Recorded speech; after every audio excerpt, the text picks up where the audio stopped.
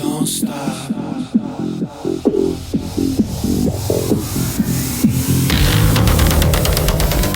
Hi, thanks for joining me on the Everything and Anything and a Bit Gay podcast. I'm Zach Randles-Friedman. I am excited to talk to you about my guest in a minute. But before I do, I wanted to just talk to you about a vacation I just got back from. So me and my husband went on a small trip, just 5 days, to Northern California to see our friend. And, you know, sometimes when you go see friends on vacation, you're just like, okay, you're kind of stuck and you have all these plans and you're just like, the whole thing is just planned out and scheduled the entire time. And this vacation, I have to say, was just so nice. I loved spending time with my husband on this trip. We had such a great time together. We did some fun hiking. We did massages. The drive. So first of all, I'll just tell you that we flew from Boston to San Francisco, and we did this on a Thursday. We had a morning flight, and we were supposed to land in the early afternoon. The flight was 2 hours delayed, but we got upgraded to first class, so we were all good, and we're like, okay, whatever. We failed to realize that we were going to land during rush hour traffic. And that's when we landed because we were delayed. The drive was only supposed to be like a little over 3 hours to Mendocino from San Francisco, but it was more about like 4.5, 5 because there was so much traffic. We were dying. The whole trip with the delays added and the traffic, it was like an 11-hour trip. It's like we could have went, I don't know, almost not to Asia, but somewhere in Eastern Europe we could have gone to instead of going to Mendocino because it took so long. But the drive up, like we had fun driving. I got to drive. Andrew didn't need to drive. And it was just, the roads are super windy whenever you're going up through to get to Mendocino. Like you have to take like Dramamine or wear those motion sickness bracelets. And I did not do either in the drive up. And I felt like I was driving myself. I was not hungover or anything. And I felt like a little nauseous at one point because the roads are going through these mountains and it's just so wavy. But it was hot in Boston and it was like in the 50s the entire time there. And we just had good food and just the whole trip was just so nice. And I just love coming back from a trip and you just feel relaxed. Unfortunately, on the way home, we fortunately got upgraded again to first class on the way home. Unfortunately, that flight was 2.5 hours delayed leaving. And then we were supposed to land at 11:41 into Boston originally at night. And then we ended up not landing until 2:10. And then we sat on the runway for another hour because there were storms in Boston. And they said all the gates had planes in them because there were so many flights canceled. So they had to get somebody to move a plane from the gate that we were going to go to because there's no gates available. We didn't get home till 3:30. And like I had podcasts to do the next morning, like interviews with people. And I was so exhausted. Like I was so tired. I did all the work I needed to do. I even did extra work that day. And then that night, I'm going to watch all my McBee Dynasty on Bravo, on Peacock. I was going to watch In the City. I was going to watch all my Bravo shows and catch up. But I lay down at 10:30 and I was asleep by like 10:40. And I never fall asleep that fast. And I slept for a full 11.5 hours.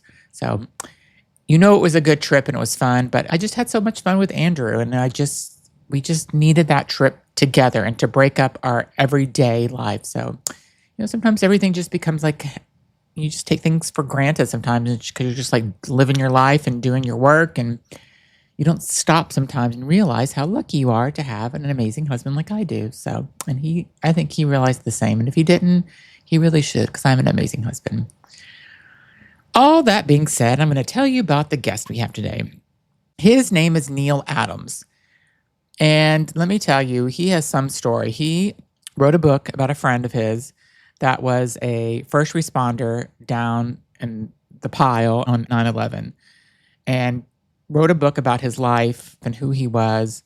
And I don't know why I felt such a connection, either because I was there, I was at the World Trade Center during 9/11, or just the way that Neil told the story.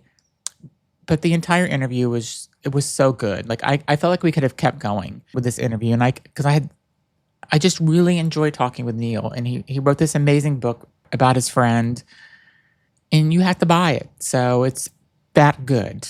I get to interview so many authors, and everyone that comes to my show, I'm glad I get to pick who I want to interview, because the people I get to interview are people that I have some type of connection. Even before I meet them, I read about them, I see what they're writing about, and there's some type of connection I have with people. And I feel so fortunate to be able to go and interview people like Neil and the other authors I've gotten to interview. And yeah, Neil's book is amazing. So check it out. Enjoy my interview with Neil, and I'll be back tomorrow with a new guest. Thanks so much for listening. Hi, thanks so much for joining me on the Everything and Anything in a Big A podcast. I'm Zach Reynolds-Friedman, your host. Today I have a new guest. He's an author of a book. His name is Neil Adams, and we're going to get into all this information that he's going to share with us about his friend, about 9/11. And I have a connection with 9/11 since I was in New York at the World Financial Center on 9/11. So I was excited to talk with you about this book. So welcome to the show, Neil. Thank you so much for having me, Zach. It's a pleasure to be here with you. So just give my audience a little bit of a summary about about the book that you've written. The book I wrote is the life story of a friend of mine. He was my best friend. His name is Michael Dorian. He was a veterinary technician who lived a dual life. He didn't let everyone know he was gay. He dated men and women. He also contracted HIV at a very young age because he was a male prostitute. And so kind of lived a double life for a while. He didn't want some people to know he was gay, but other people definitely knew he was gay. So he was out as far as those people knew. But Michael lived in New York City. I lived in New York when I met him. And on 9/11, he became a first responder. He was a veterinary technician.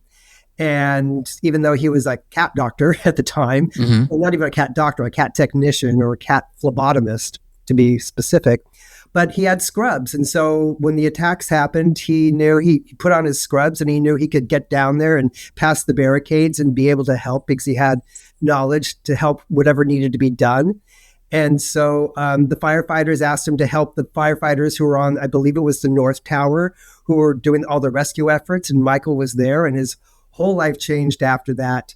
And I wrote his whole life story, which includes a lot of drama from his family relationships, his love life, his work environment, and just a lot of struggles that he went through, I think, to make up for a lot of things in his past that he wasn't necessarily proud about. And so I kind of see his life as a series of redemption, because he was very much a people person, a helper. He liked to help people as much as he could. And so I wrote his story because even before 9/11, when I met him, I thought he was a fascinating person. His life was completely different from mine growing up. And I was interested and intrigued. And he was into it for a while, and we can talk about all that. So how did you guys meet? He picked me up. Okay. I used to be an actor, and I moved to New York for an acting job that I got. I toured all over the eastern states. And when that was done, I was living the romantic actor's life in New York, and I worked at a little pizza dive up in the Upper West Side. I worked the graveyard shift on the weekends, and Michael stumbled in one night with a friend of his. He was drunk. He'd been drinking all night. He popped in around 2 a.m. during a rush. And my friend who I was working with said, "Hey, that guy's checking you out." And I thought, and I was running around busy, wasn't paying attention to anyone. I thought, no one's checking me out right now. He just wants food.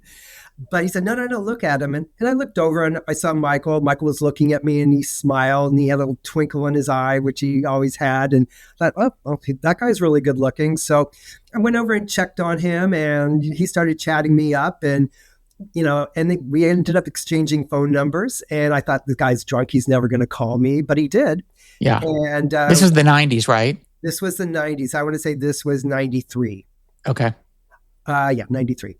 So early 90s. And, I just met him. I thought he was fascinating at the time. I thought he was very good looking. I wasn't sure what was going to happen with our friendship because I could tell immediately when we he called me the next day and we were on the phone for over an hour. So we just really hit it off. We laughed a lot, just had a lot of, similar sense of humor and interested in the same types of things. And so I wasn't sure if we were going to be dating or what it was going to be. And I could tell that Michael was a lot more experienced than I was. I came out very late. Michael came out very early. And so I thought, this guy's kind of out of my league. And if we dated, that it probably wasn't going to end well. But I liked him a lot and I wanted him in my life. And so early on, I said, Michael, I don't want to date. Let's just be friends. I really just want to be a friend of yours. I want you in my life. I hope you want me in yours. And Michael said, no one's ever wanted to just be friends with me before. Everyone just wanted something out of me, whether it was sex or just look at me or touch me or money or whatever it was. But he didn't ever have anyone in his life who just really cared about him as an individual. And our friendship took off from there. What was he doing what was his job when he met you in 93? He was a veterinary technician. He was working at a dog clinic down in the Gramercy Park area when I met him. And then we had a rift in our friendship after I moved back to California, and we had a split for about 4 years. But when we got back together again, it was like no time had passed. We missed each other. We'd both grown up a lot during that absence. And it was during that absence that 9/11 happened. And so that's when he told me about his time on the pile there, which is what they were calling it on that day, and even days and weeks afterwards before it was renamed Ground Zero.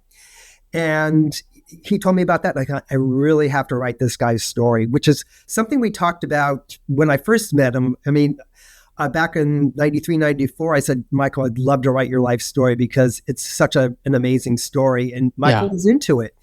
But one of the things when he was telling me about his childhood and growing up, he confessed that he had infected someone with HIV, which he didn't intend to do, but he did. And he said, I don't want to keep talking about this because I'm not proud of that, nor should he have been. And I dropped the idea. But after we got back together and he was telling me about 9/11 and I was knowing other things that was happening in his life, I thought, I have to write this guy's story if he'll let me. And so I always kept the idea in the back of my head. And towards the end, when he was getting really sick and everything, I asked him again, I said, Michael, would it be okay with you if I shared your story with everyone? I would love to write it. And he gave me his blessing to do so. So that's what I did.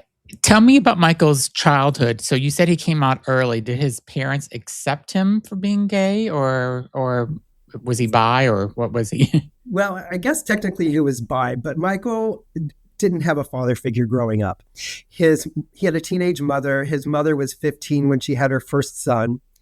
And she had Michael about 2 years after that from a different father. And the father left and abandoned the family. She ended up having a third son from an affair that she was having. So all three boys had different fathers. But it was a horrible upbringing. I mean, the mother was terrible. She was young. She didn't want to be a mother. She expected her oldest son to take care of her. He wanted to get out of the house. And so he got involved in crime. He started stealing cars and getting into drugs and things. But he was making money, and Michael saw that he was making money, and he thought, hey, I'm going to try to steal cars with my older brother because I can get money, and that way I don't have to live in the house. And Michael, went along with his older brother, for a couple of runs, how they stole cars, tried to learn how they did it. When he tried to go out and do it on his own, he got caught the first time out. And a cop caught him, brought him back to his mother. He got into huge trouble and everything. And that's when Michael started getting into male prostitution. Where did he grow up? He grew up in the Bronx. Okay. In New York. And so somewhere near his apartment where they were living, there was a park out there where men gathered and they were having secret liaisons and rendezvous there. And Michael knew, Michael was about 13 at the time when he started doing this.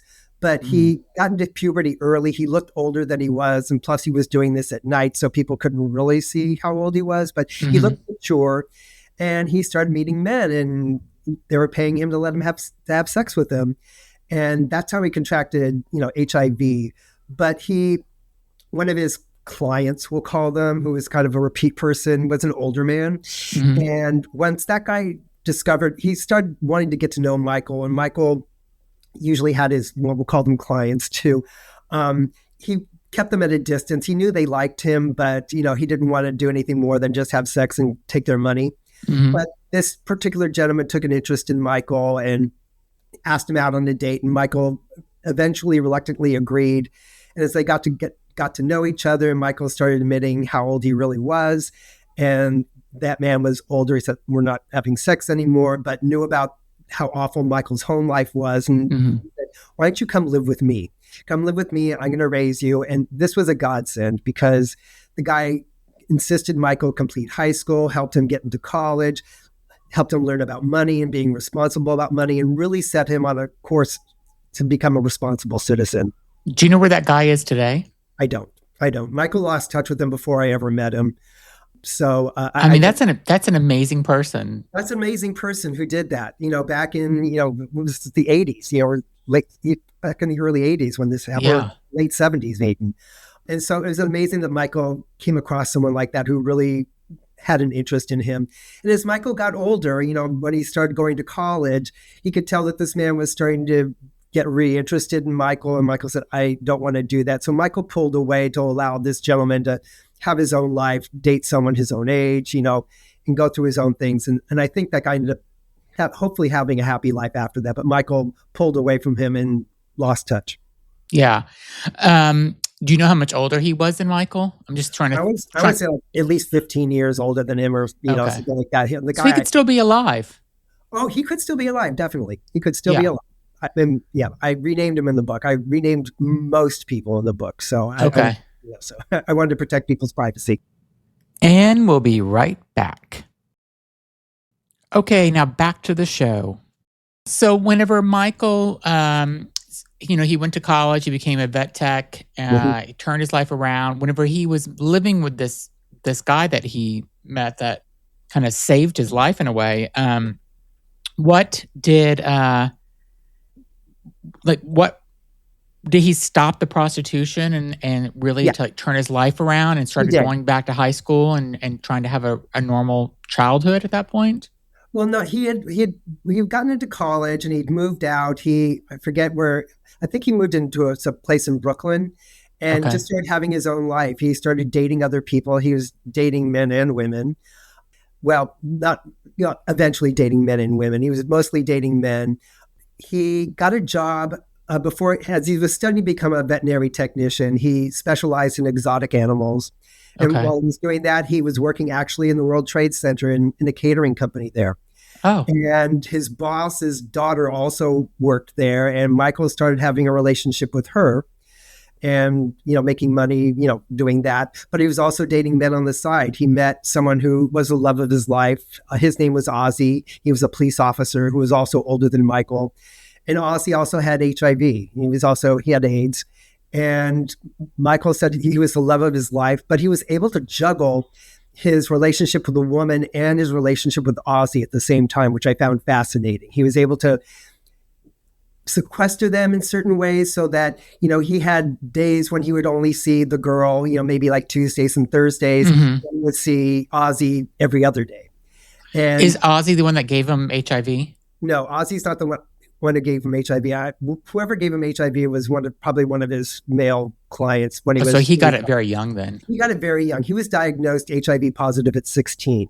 Oh, okay. So he was in high school at the time when he was diagnosed HIV positive. He had gone to do a blood drive because he could get out of a science class if he gave blood. And then the nurse called him back into her office maybe a couple of days later and said, "You have HIV. You're HIV positive." And so that's how he contracted that. And how did he take that? Did he ever talk about that, taking that news at 16, especially when AIDS was, or HIV was new? Yeah. Yeah. No one knew what it was. No, it was, it was a gay cancer at the time. The government wasn't helping us or anything. And I know it scared Michael, but, Michael luckily had one of the leading AIDS doctors at the time. And so he was able to get Michael on AZT pretty quickly. Mm-hmm. And Michael was just used to having HIV. He took very good care of himself physically. He exercised regularly. He took a lot of homeopathic things to help keep him healthy all the time, plus his medications. And it was a way for Michael to survive. Michael told me, years later, he said, if they ever found a cure for HIV or AIDS, I don't know if I would take it because I don't know how to live without it. it was part of what kept him going. It was a strength. Like, I have to fight this, I have to beat this, and it's something that I'm dealing with. And so he thought, like, if a cure ever happened, he wouldn't know what to do. So, but he passed before they still don't have a cure. So Yeah. What year did he pass? he passed in 2020. Okay. So yeah, not of COVID, but of cancer. When he was down on the pile on that day, he was dressed in scrubs, and he had a blanket wrapped around him. They gave him boots and a respirator and a helmet and other things to protect him as much as he could. But he spent 24 hours on that pile, and his legs sinking into all the rubble and everything.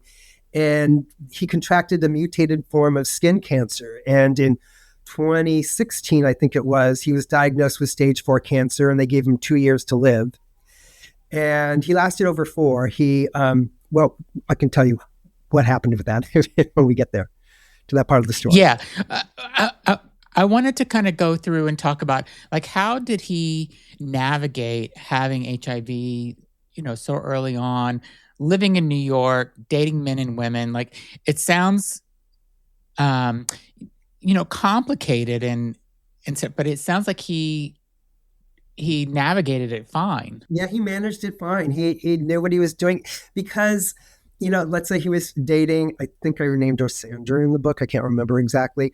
But when he was dating her, and she, he said, like, okay, I'll see you on Tuesdays and Thursdays, and that's when you'll come over. But he also was working with her. So he saw her quite a bit, but it was normal to her. It was like, this is what our routine is. And when he was dating Ozzy, it was the same thing. Like, and actually Ozzy and Sandra, I think, knew each other. Michael introduced them to one another. They brought him over to his parents' house. So they were all friends together. So everything seemed normal. So it's kind of like half lies and things and half truths that helped him kind of navigate living in two worlds at once.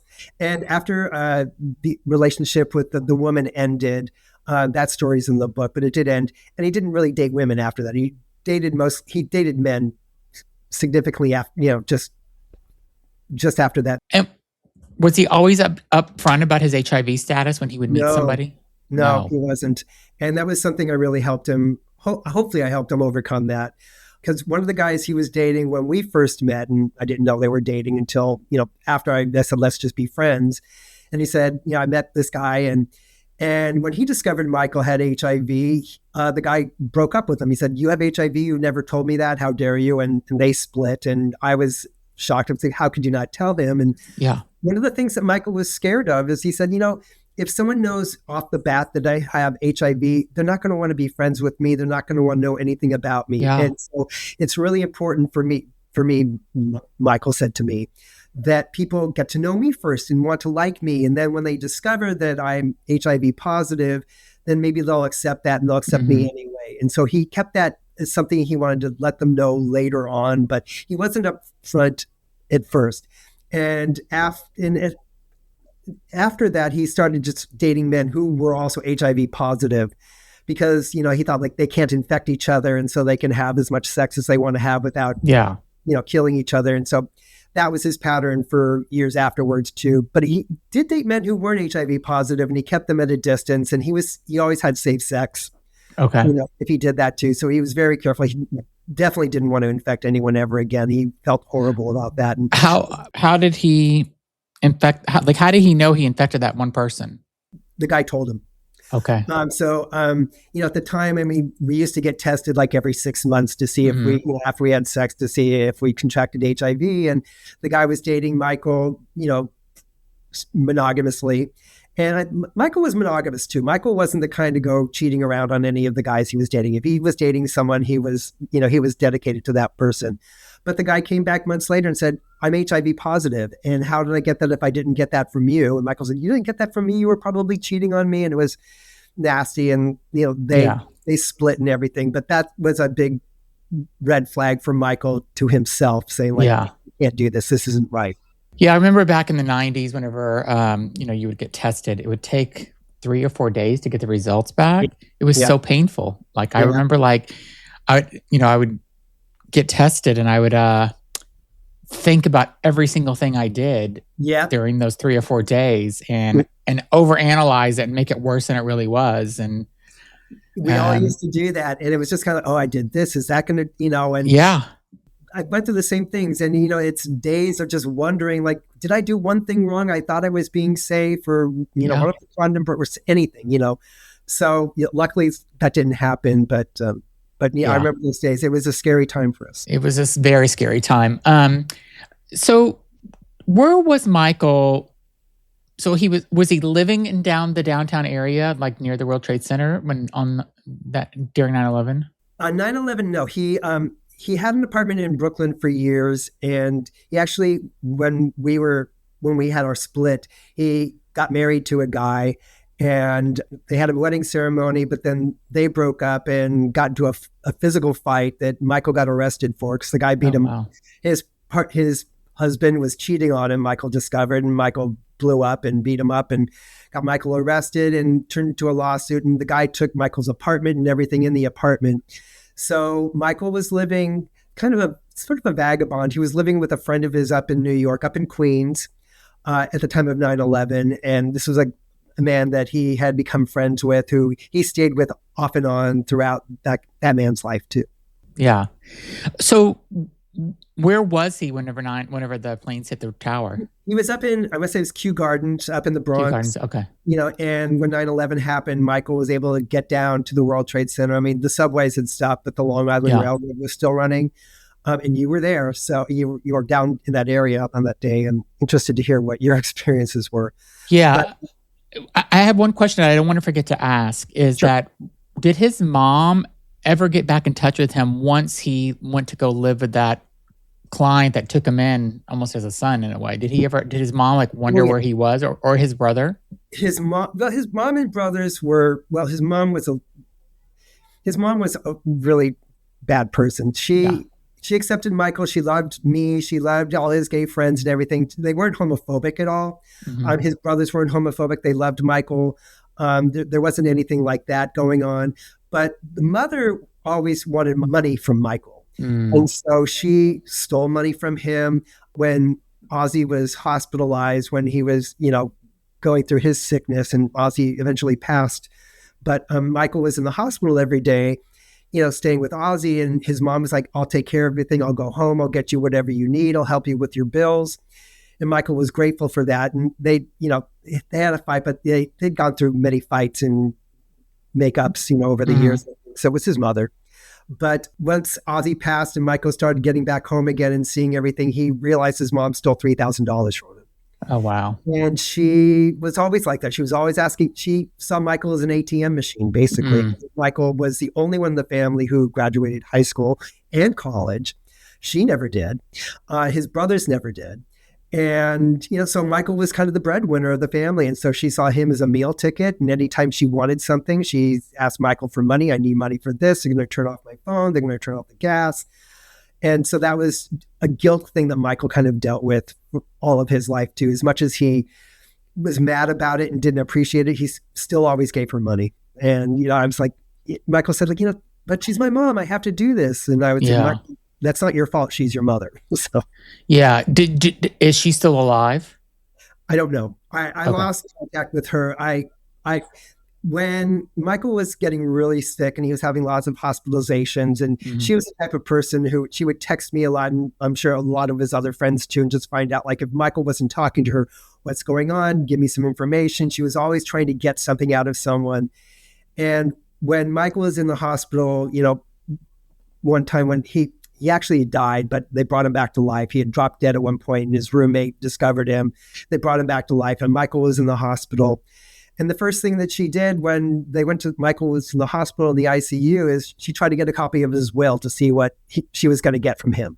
Oh my God. And from that point, I blocked her. I said, I don't want to deal with this woman anymore. And I blocked her. So I don't know if she's still alive. She'd probably be in her late 70s, early 80s by now, but she was a lifetime smoker and everything. I don't know. And I lost touch with her and his brothers too. So yeah. I was just wondering if they knew the book came out. So it's probably better that they don't, because they may say, I want some proceeds or something from it. So would I. But, yeah.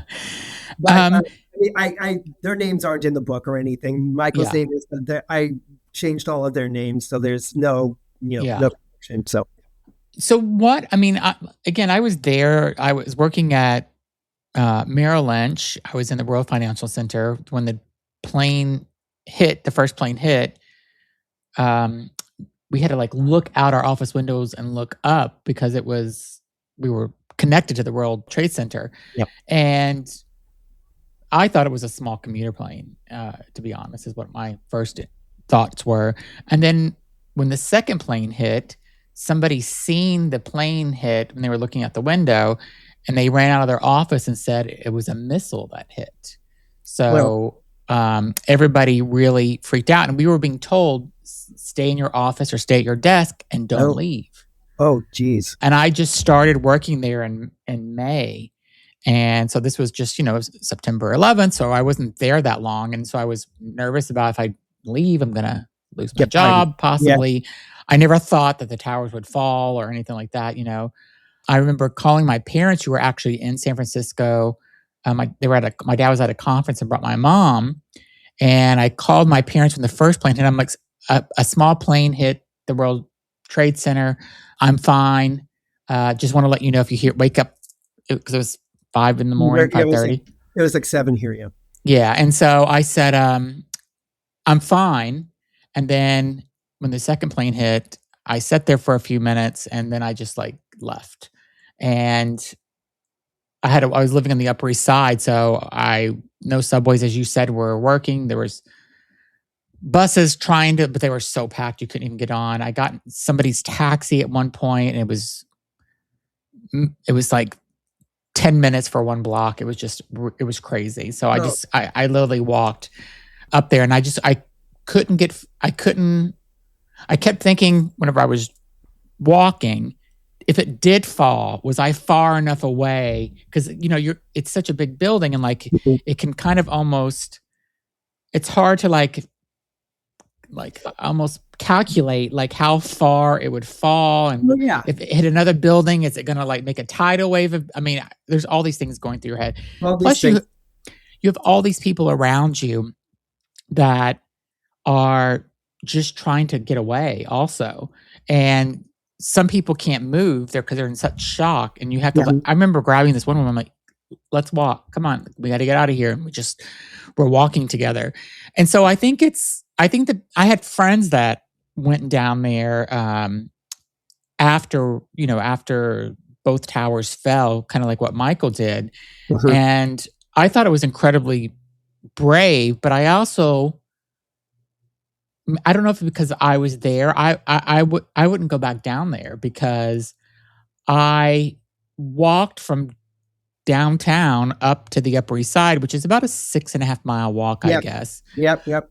And I kept avoiding major landmarks as I was walking up because you thought they might get hit. I thought they might get hit or they had bombs in them. Like I avoided the Empire State Building. I avoided Grand Central. I avoided the UN. I avoided, like as I was walking up, I was crisscrossing through the town. So because I think I started walking up the West Side Highway. Then I started going east at some point. It's so crazy. It's nothing you can imagine or prepare for. No, it's just sort of like what do we do? No one knew what to do. It was phones weren't working. Phones weren't working. Nothing was working. I got one call from a friend who lived in DC who got through somehow. He happened to get through that 1 minute, and he's like, "Are you okay?" I'm like, "I'm out of the building. I'm walking." I could not get in touch with my husband, and my friend said, "Oh my God." And I said, "What?" And he said, "A plane hit the Pentagon." I'm like, "Oh my God, we're really under attack, aren't we?" And then we were talking and he goes, "Oh my God," or I don't know what the order was, but he says, "I think one of the towers are falling." And I turned around and seen one of the towers falling. I'm like, this is just insane. So going back to the reason why I'm telling you all this is because I was there. I was so terrified, and walking up that 6.5 miles, which took hours to do, I wanted to stay away from everywhere because I was so nervous that something more was going to happen. It felt like you were like in a war in Beirut almost, like with all the craziness happening. So totally. I mean, I was in San Francisco on that day, and so and I was in the office early, which I usually was. I was living in Marin, which is just north of the Golden Gate Bridge, but I was working in the city. I was on the phone with a colleague of mine who worked for the same group I worked for, but he was living in San Diego. Mm-hmm. And he's like, you better leave because our country's under attack. And I thought, they could be taking out a bridge right now. I need to get back over the bridge. And luckily that didn't happen. But I do remember because that September was also, later that month was the 20th reunion for my high school graduation. We had our 20-year reunion later that month. And one of my classmates who I'd known since grammar school's brother was actually in one of the towers and had made it out of the tower, and it had collapsed on him and he lost his life because and she came to the reunion. And I was shocked to see that, but I was so glad she came. I was like, Darlene, how are you doing? I'm so sorry. I read about your brother. And, it just affected all of us in so many ways. And it was surreal, which is the word, I think, just to describe that day and that time. But and we'll be right back. Okay, and now back to the show. Going back to Michael, I think it's incredibly brave. I had friends that would go down there and were volunteering, not necessarily on the pile, but helping serve food to the first responders and stuff, and doing whatever they could. And I just couldn't do it. Like I was so, it traumatized me so much. And so people Michael that went down there, like I really have a respect for that because they went down there to help, and that's so genuine because you don't want to be down there unless you really feel it in your heart that you need to help. So it's really amazing. Yeah, and that was Michael's viewpoint as well. I mean, Michael knew that he told me he knew he was going to have a shortened life. And he thought because of that, or just because of his HIV? Because he was HIV positive, he was immune compromised, and he knew he was going down to an area where there's going to be toxins in the air and asbestos and everything. And he thought, he didn't know what else was going to happen, but he thought, I got medical expertise. I'll do whatever they ask me to do, but I can help. I know I can get past the barricades. I know they'll let me in. And he was down there for 24 hours and, just helping people as much as he could. And when they discovered that he wasn't a human doctor, they discovered he was actually a veterinary technician because he was talking to the firefighters, talking to the police officers. And I like to joke, the cat got out of the bag. And once they discovered that he, wasn't a human doctor, they told him to leave. They said, it's not safe for you to be here. We really appreciate you coming down here, but you can't stay. You have to go. And Michael ended up encountering a news reporter who was interviewing people that were down there on that day. And so they did an interview with him and the guy went off. But when Michael was diagnosed with stage 4 cancer in 2016, and you probably know this, but anyone who was affected by that day could get money from the World Trade Center Fund or the I still get the letters from them every year. Okay. And the Victims' Compensation Fund. He was able to get money from the World Trade Center Fund, but the kind of cancer he had was mutated and he was going to take experimental treatments, which were going to cost $100,000 a pop. Wow. And he needed money from the Victims' Compensation Fund, but he had to prove to them that he was actually there on that day, on 9/11. Because even though he left with everything, he had the helmet, he had the blanket, he had all sorts of debris that was on his clothing, and he kept them all in a box. And he proved like I was there, and they said, well, you could have gotten that on the 12th, you could have gotten that on the 13th. We don't know that you were actually there on 9/11. But then he remembered about this interview, but didn't remember much more than that. But because Michael had befriended some police officers when he was down there on that day, and they encouraged Michael to apply to become a volunteer police officer, which he did. And he went through a lot of tests. He wasn't sure he was going to be able to pass because he was HIV positive. He thought that might be a strike against him. He had been arrested in the past. He thought that might come up and they might not let him in. But he was accepted. They didn't ask him about the arrest, and he was able to prove that his HIV was okay and that he was healthy and he was taking good care of himself. And so his health wasn't going to be an issue. And he had befriended a detective. And so the detective said, I'm going to help you find this interview. And so he remembered the guy's name. His name was Walter Perez. And Michael said, yeah, that's the guy. And he had left that station in the 15 years, I guess.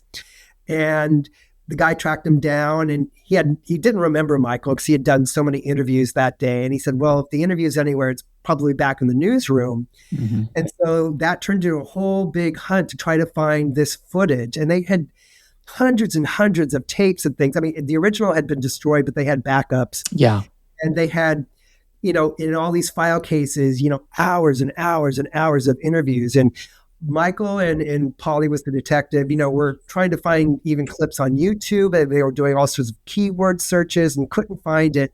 But the people in the newsroom eventually found the footage. And that turned into a news story that they ran in New York. And that news story won a local Emmy that they just gave to Michael.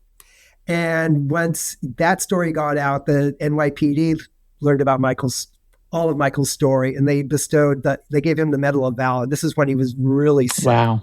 And so this video of it, you can see how much pain Michael is in. And Michael didn't even really want to go to it because he thought, like, I might throw up. I don't want to do that. The mayor's going to be there. It's this whole big ceremony. But, Polly said, like, no, please, you need to be there. You need to be there. I'll help you through it. And so Michael got through it. And then that was really moving, and it was important to Michael, and he was glad he did it. And then Spike Lee heard about Michael. And so Spike was working on his 20th anniversary documentary called Epicenters. Mm-hmm. And so we interviewed Michael for that documentary. Michael's interview is in the 4th part of that documentary, and Michael died 2 weeks after he taped that interview. Wow. So at least he got to kind of feel the recognition by getting that award, right? I mean, like, it's that must have been amazing. How did they end up tying his cancer to the pile? How did they end up? The doctors did that. I mean, I don't know technically how they did that, but they were able to trace it back to asbestos and to the types of materials that were on ground zero on that day. So, I mean, I guess it's just the stuff that was there. I mean, he had stuff, he had certain things there. So maybe they tested the chemicals or something, but they were able to tie it definitely back to his time down there. Yeah. I mean, it's not, I'm surprised more people, I mean, I know there's a lot of people that have become sick from 9/11, but I'm surprised there's not more. Well, I'll talk about that, but because Michael's cancer started appearing on the outside of his legs. Oh, and that's where that's where the cancer was. And because of he was climbing over those things, his legs kind of sinking into those things. That's how they kind of tied that in. Yeah. But to your point that a lot of people were sick, that's something that Michael really wanted people to know about, which is why one of the other reasons I wrote this book is because if there were people who were, I think it's south of Houston Street, who were there on 9/11, and if they're having health issues, they're still able to get money from the Victims' Compensation Fund. And so one of the reasons I wrote is that if people are having issues like that, they should reach out to them because perhaps they can get some money to help with their medical bills. Yeah. That's really good. So, I mean, it's really kind of crazy that people don't know about that there is financial help available. I felt like, so many people should have maybe tried to try to get that assistance. Oh yeah, get the assistance. I mean, you deserve it. I mean, the people who live down there, not necessarily the people who worked where you worked or worked nearby, but all the people that live there too, because the clouds just went everywhere. And so that's something Michael wanted to know, because I guess they're not eager to brag like, hey, we've got all this money you can have. So Yeah, I remember we had to go back in November because our building didn't fall, but I'm just like, there was trucks spraying the streets off every day because of all the soot that was still I think it was still burning even in November, I think. So, or was it still burning? I feel like it was still burning a little bit. Like there was just, it was just insane, like just to think about this. So I haven't thought about it in a while. What was the hardest part of the book to write? Ooh, a lot of it.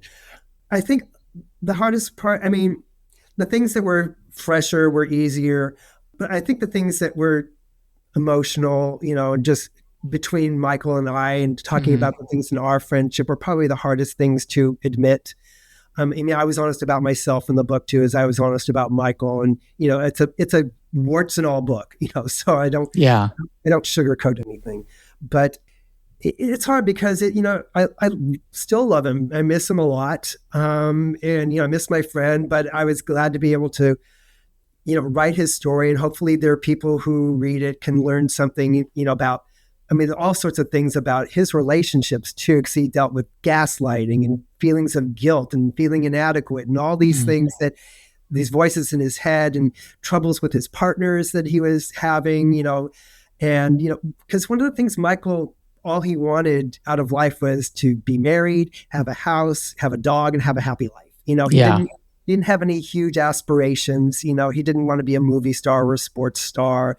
He wasn't a fancy guy. He didn't care about designer clothes or big cars or anything like that. He just wanted to be happy, have his friends around and everything. And he worked towards that too. And so he did get a house. He bought a house up in the Poconos, which I loved visiting him there. I loved going out there because it was just so peaceful. And his house was on a creek, which was great. It was on the water. And he eventually found a partner that was loving, that didn't try to use him for anything, that took care of Michael when he was really, really sick.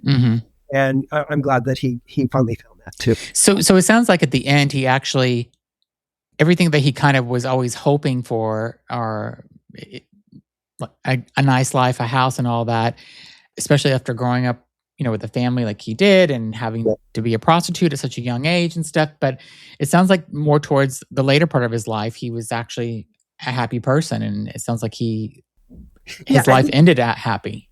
It did. It's sad that Michael was sick. When he met Aaron, he was sick. And he didn't want Aaron to have to deal with. Aaron was also younger than Michael. I think Michael would have been in his late 40s, early 50s when he met Aaron. And Aaron was probably late 20s or something when they met. And so he thought, this guy's going to have the life. I don't want him to be saddled with taking care of me. I know I'm getting sicker, but he wanted to, travel with Aaron, which he did. He said, Aaron wanted to go to Poland, where his ancestors were from. So Michael took him there. Michael wanted to show him some other places that he had been. So having as much quality time with Aaron was really important to him. And they got the most out of that they could too. We'll be right back after a word from our sponsors. Okay, now back to the show. At what point did you kind of realize that his story needed to be told? Is there a certain moment or something that happened that triggered you? Like, I have to do this. Well, two things. And when I said earlier, like when I first met him, like probably back in like 94, while I was learning about his life, I'm like, this guy's life is fascinating. I've got to write his story. And we started talking about it. That's when I learned about his childhood and all those things leading up to it. And then we had our split. But then when we got back together and I found out that he was a first responder on 9/11, I thought, I have to write his story. But his story hadn't ended either. Yeah. He was still having major troubles with his relationships. He had some horrible relationships with guys that were cheating on him. They were gaslighting him, and Michael was, believed them. He didn't believe them, but he, it hurt him because he really just wanted to be in a monogamous relationship. And these guys were saying, you're crazy. I'm not doing anything. And it's all in your head. And, they were really trying to control Michael. And that was another thing that he had to get over. And, with all of his relationships, they all have their own stories, their own picadillos and everything. And so, I was watching all that too, and trying to be a good friend, be objective, try to give him the best advice I could give him, because I was already living out in California. And so we were 3,000 miles apart.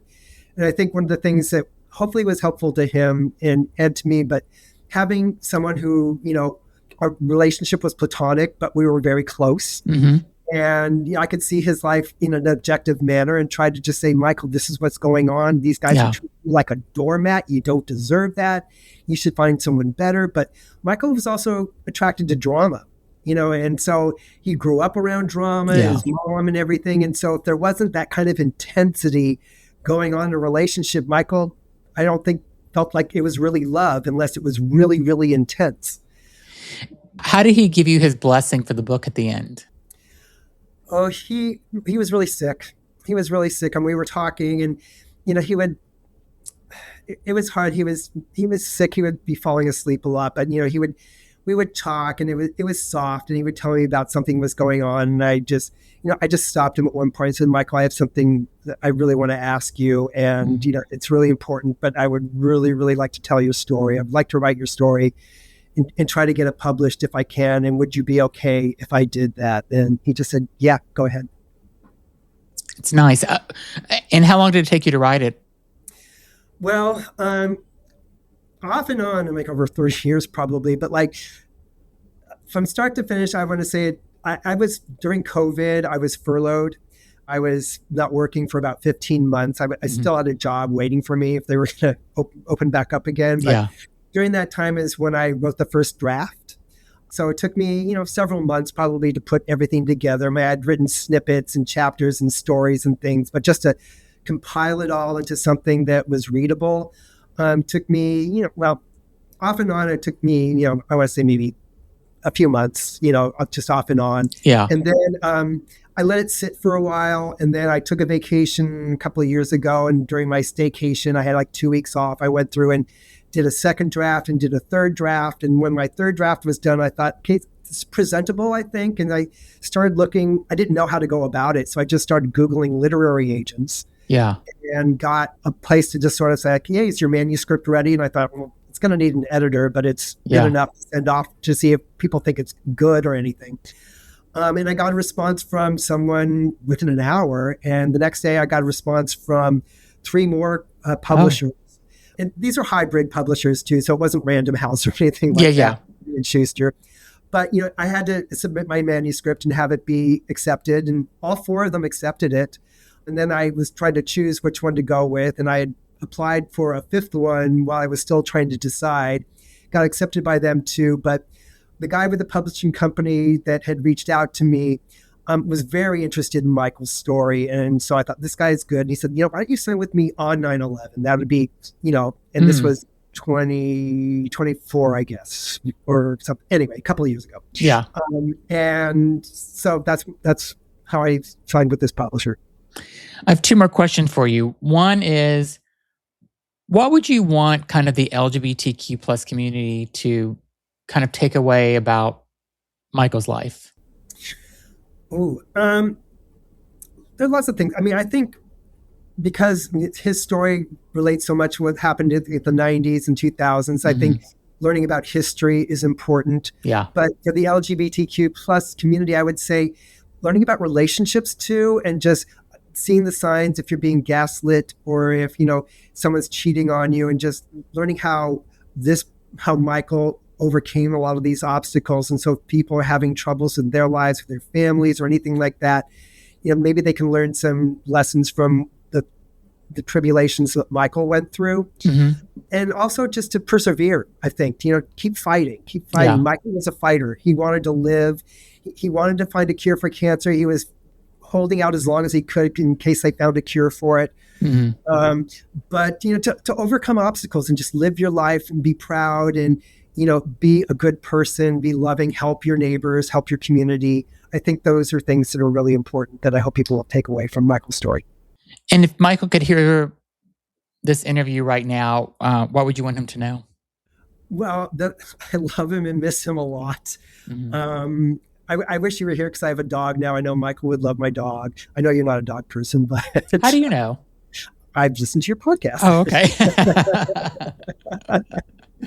And, but I miss him terribly. I think Michael would be proud. I think Michael would be grateful, but he would probably also say, yeah, but did you have to put that in? I said, yeah, Michael, because, you have to be honest in these things. It's kind of a warts and all, but all these things you overcame, I think are really important. I think a lot of people in our community, not even just straight people too. I mean, if they're, we all have things that we're not as proud of in our past, but how you overcame them, the things you did to try to, be a better person. I think all those things are really important. I think Michael would realize that too and be okay with it and say thank you. Yeah, I mean, I really think, I want to just say that it's amazing that you had this friend that you had for so many years, and you told this story, and it's kind of like it's his legacy in a way that you've kind of created, and I think that's really like it's such an interesting story just about how he grew up with the family he did. He was, the whole thing about meeting that one man that helped him, and how serendipity kind of like falls into our lives too. Just sort of like you meet people, and we met randomly. If he walked into a burrito place instead of a pizza place, I never would have met him. Yeah. So all these things, that's life too. And also you guys ended up just being friends and not dating and stuff. Yeah, And we're just you know, platonic friends. if Yeah. you would have dated and it didn't work out, I mean, then you would have not probably stayed friends, or like, I mean, it could have been a number of different things. So I think it's really amazing that you took the time, and that I think it's what's even more amazing is like even back in 1994, you felt like he was so interesting that you wanted to even write a book back then before nine Yeah. 11. So I think it's amazing. So are you happy with where the book is, and like would you want to do something more with it at this point? Oh, yeah, I would love for this to turn into a larger project, if someone's interested in that. I mean, there's a lot of material from which to mine in his story. Mm-hmm. And so I would love for a bigger project because I think it could get wider, recognition, and more people can learn about Michael's story, learn about themselves too. Yeah. So I would love that if that opportunity came up. But, the book is out, if people read it, it's having its own life. Its story is out there, and I'm type of person just want things to happen organically. Yeah. So we'll see what happens. I'm definitely open to it. I think Michael would be appreciative of that. Yeah. And people should really know about Michael and his story because it is really an amazing story. He had a hell of a life. He was dealt a really shitty hand and he really turned it around. And I think people should know that too. And there's things you can apply to your own lives too. Yeah, I mean, I think it's just interesting, like kind of going through, the whole 90s AIDS crisis, with his story, then 9/11. And I think a lot of people would relate to this, whether they were around in that era or not. And I think that the history of kind of the LGBTQ plus community with the AIDS crisis is so important to tell.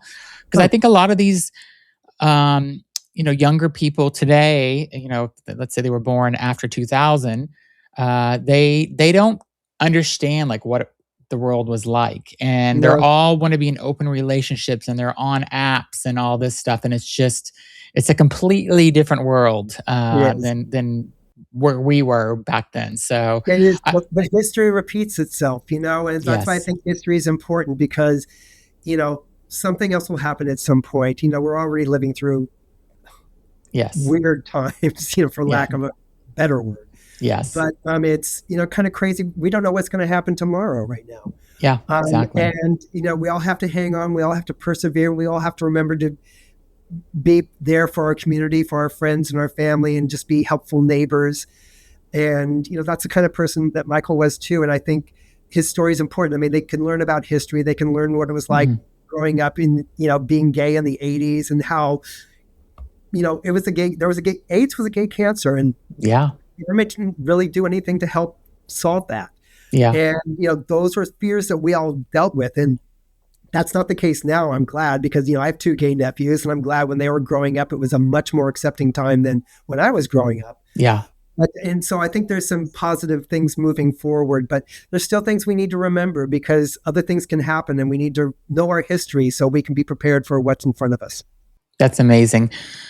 Well, I'm assuming your book is everywhere where books are sold, Amazon, all that good stuff? Amazon, Barnes & Noble, Apple. I have a website, which is readneiladams.com, Neil's Neil. The information about the book is on there. That interview with Michael, that news story is on my website. It is? Oh, that's awesome. So I want people to see that so you can see Michael and hear from him too, because he's just such a wonderful guy. And so I hope people will check that out too. I will put links to buy Neil's book, also the link to his website, so you can check out this video in the description of this video or podcast, however you're seeing it. So thank you so much for being on, Neil. Like I love stories like this. You were such an amazing friend to him, and to do this for him, I think, so now that he's gone, it just says a lot about who you are. So I think that's really special. Thank you. I appreciate that, Zach. Thank you very much. And thank you so much for having me on. I really appreciate it and really enjoyed talking to you. Yeah, I enjoy talking to you too. So come back tomorrow. We'll have a new guest. Again, check out Neil's website, buy his book. It's an interesting story, and buy it and support a LGBTQ author. So thank you so much, Neil. Thank you, Zach.